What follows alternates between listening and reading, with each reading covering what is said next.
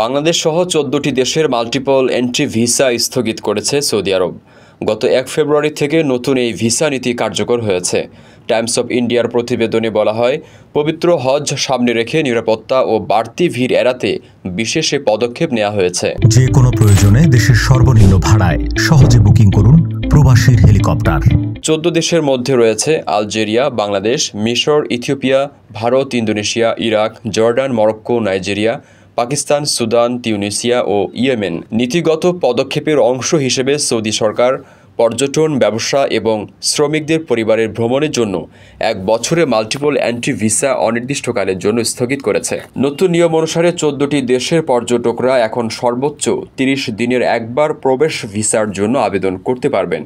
তবে কূটনৈতিক, শ্রমিক, হজ ও উমরা ভিসায় এর প্রভাব পড়বে না। সৌদি আরবের কর্মকর্তারা বলেছেন, অনেক মাল্টিপল রি-এন্ট্রি ভিসাধারী ভিসার নীতি ভঙ্গ করে অবৈধভাবে সৌদি আরবে বসবাস করে আসছে এবং নানা অপকর্মে জড়িয়ে পড়ছে। এমনকি অবস্থানের সময়সীমা অতিক্রম হওয়ার পরও পর্যটক ভিসার অপব্যবহার করে হজে অংশ নিয়েছে। এদিকে হজের কার্যক্রম শেষ হলে এ সিদ্ধান্তের পরিবর্তন হতে পারে বলে মনে করছেন দেশটিতে বসবাসরত বাংলাদেশি প্রবাসীরা।